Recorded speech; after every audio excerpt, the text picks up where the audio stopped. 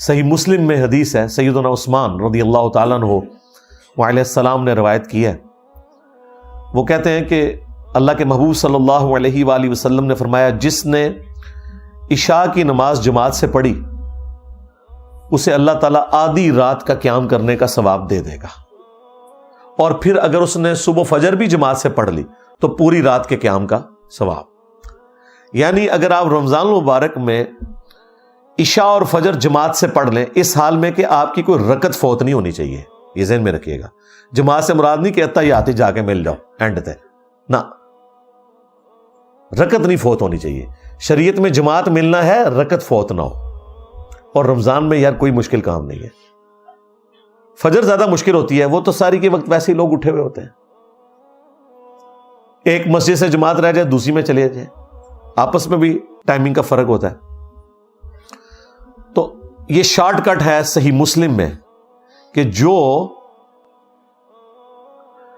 رات کو عشاء اور صبح فجر پڑھ لے جماعت کے ساتھ، پوری رات کے قیام کا اسے ثواب مل جائے گا. یہ شارٹ کٹس جو ہیں وہ ہمارے جیسے جو کمزور لوگ ہیں ان کے لیے بہت بڑی نعمت ہے.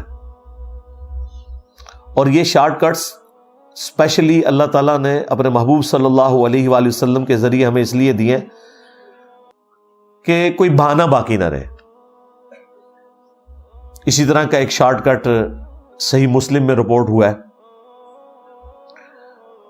نبی الاسلام فجر کی نماز سے پہلے گھر سے نکلے اور پھر نماز پڑھ کے اشراق تک بیٹھ کے نوافل پڑھ کے کافی دیر بعد جب گھر آئے تو آپ نے دیکھا کہ آپ کی بیوی سیدہ جویریہ سلام اللہ علیہا وہ مصلی پہ ہی بیٹھی ہوئی ہیں.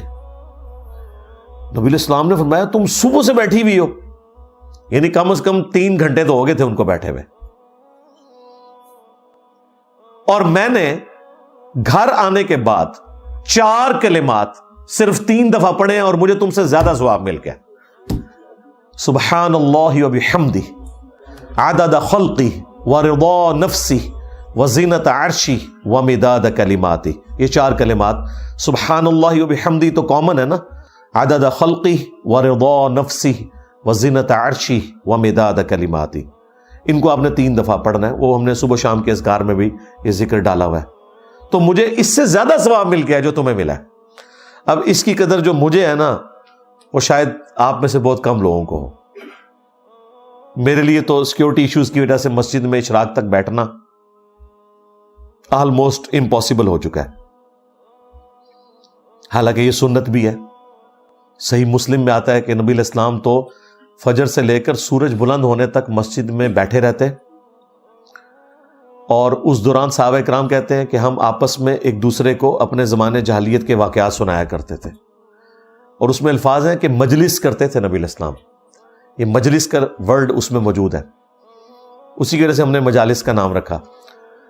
اور پھر ہم زمانے جاہلیت کے جب واقعات سناتے اور اس میں ہم اپنی ان حرکتوں کا ذکر کرتے تو خود اپنے اوپر ہنسا کرتے تھے کہ یار ہم کس قسم کے تھے. کبھی کہیں نذرانہ چڑھا رہے ہیں بتوں کے اوپر جا کے، اپنے ہاتھوں کے تراشے ہوئے بت، یعنی وہی ریپلیکا یہاں پہ بھی آپ کو نظر آتا ہے. تو نبی الاسلام بھی ہمارے ساتھ مسکراتے تھے جب ہم آپس میں مسکراتے تھے نا کہ یار ہم کتنے جاہل لوگ تھے. تو نبی الاسلام بھی محظوظ ہوتے تھے اس مجلس میں بیٹھ کے. تو یہ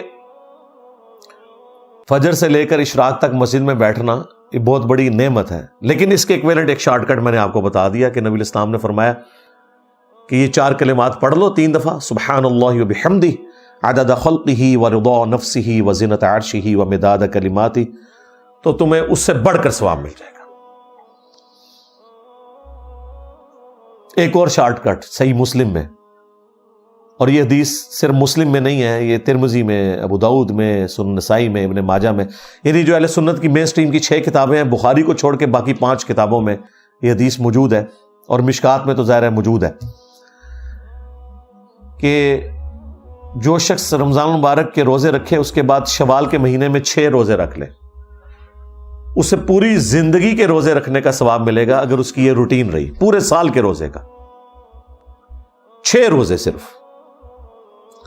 اور وہ آپ نے پورے مہینے میں کسی بھی وقت رکھنا ہے. یہ جو پبلک میں مشہور ہے نہیں جی ایک فوراً بعد رکھ لینا چاہیے, باقی بے شک بعد میں جس طریقے سے مرضی, جب مرضی رکھیں, اس مہینے کے اندر آپ نے 6 روزے پورے کرنے. بہتر تو ویسے یہ ہے کہ آپ ساتھ ہی رکھ لیں عید کے فوراً بعد, کیونکہ روٹین بنی ہوتی ہے اور وہ رکھنے آسان ہو جاتے ہیں. بعد میں جب تھوڑا سا وقت گزر جائے نا 1-1.5 ہفتہ, پھر مشکل ہو جاتے ہیں.